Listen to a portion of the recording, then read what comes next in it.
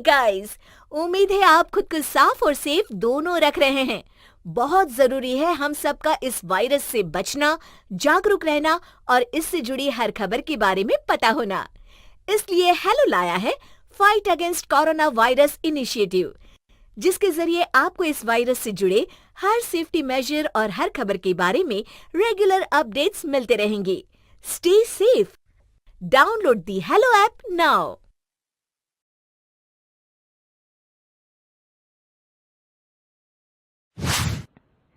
लक्ष्मी का अपने घर में पूरा दबदबा था। हिटलर की तरह वो सारा काम अपने पति और बेटे से करवाती। धीरे धीरे उसके पति की तबीयत खराब रहने लगी। सुनो जी, अब आप बुजुर्ग हो गए हो, काम में भी अब हाथ आपके फुर्ती से नहीं चलते।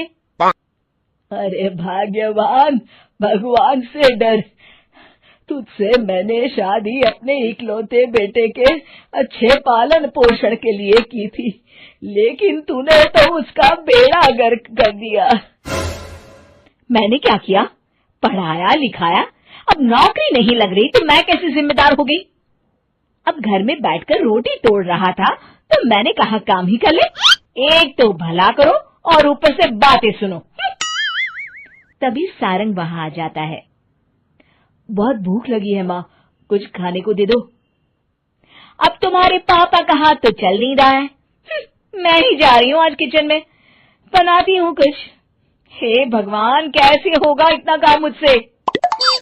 लक्ष्मी किचन में काम कर रही होती है कि तभी अचानक उसे आइडिया आता है। अरे मैं भी ना, अरे यहाँ तो फ्री की नौकरानी ला सकती हूँ मैं, फिर मैं क्यों खाना बना रही हूँ? उस दिन लक्ष्मी सारंग की पसंद का खाना बनाती है और बैठकर उसे बड़े ही प्यार से खिलाती है। खा ले बेटा, खा ले, पेट भर के खा ले। अरे रुक, मैं तेरे लिए ना गर्मा गर्म रोटियां लाती हूँ। सारंग और उसके पिता एक दूसरे की ओर बड़े ही हैरानी से देखते हैं।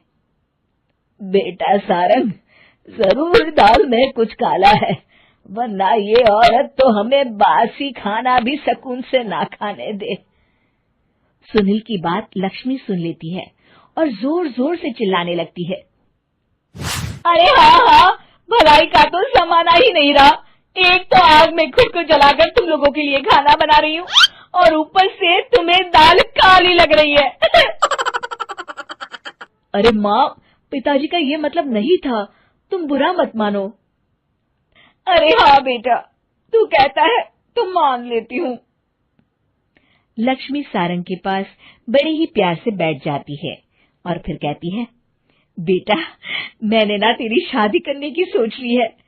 अब तेरे पिताजी के हाथ भी नहीं चलते तो सोच रही हूँ तेरे लिए बीवी ले आऊं। अब पता नहीं ना मैं भी कब मर जाऊं। अब ऐसे भाग्य भी कहाँ है हमारे। क्या कहा? अरे हाँ, तुम तो चाहते ही हो कि मैं मर जाऊं, लेकिन मैं अपनी प्यारी बहू का चेहरा देखे बिना नहीं मरूंगी। हाँ माँ, शादी तो मैं कर लूं, लेकिन मैं नौकरी नहीं करता, फिर कोई क्यों देगा मुझे अपनी बेटी? अरे क्यों नहीं देगा बेटी?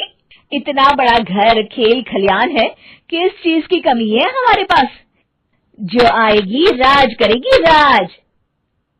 हम तो ना कर पाए राज, ये बोलो कि एक और नौकर तुम्हारे पास आ जाएगा। मैं कहती हूँ चुप हो जाओ। अरे खुद के घर का खाना बनाएगी तो क्या नौकरानी हो जाएगी? अब तुमसे तो किचन का काम होता नहीं, तो कोई तो करेगा ना। ठीक है माँ, तुम जैसा सही समझो बस। अब मेरी एक शर्त है, लड़की जो भी हो वो दिखने में कैसी भी हो या कहीं की भी हो, बस पढ़ी लिखी होनी चाहिए। अरे हाँ, ला देंगे पढ़ी लिखी बेटा, मैंने कौन सा काम करवाना है उससे। हाँ। और फिर एक दिन पास के गांव की ही रति से सारंग की शादी हो जाती है। रति दिखने में बहुत ही सुंदर थी, साथ ही साथ काफी पढ़ी लिखी थी। रति को लक्ष्मी के सौतेले होने की बात पता नहीं थी। शुरू शुरू में जब रति ने सारंग को घर का काम करते देखा तो हैरान रह गई।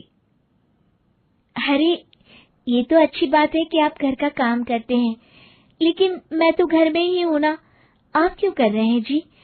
जाइए, आप नौकरी के लिए अप्लाई कीजिए ना। तभी लक्ष्मी वहां आ जाती है। अरे रति बहू, करने दे उसे काम।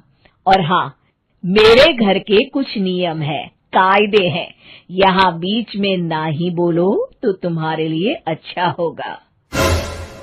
रति को लक्ष्मी की बात कुछ अजीब सी लगती है। वो समझ नहीं पाती है कि वो ऐसा व्यवहार क्यों कर रही है, लेकिन उसे लक्ष्मी के सौतेले होने के बारे में कुछ पता नहीं चलता है। फिर एक दिन तो हद ही हो जाती है।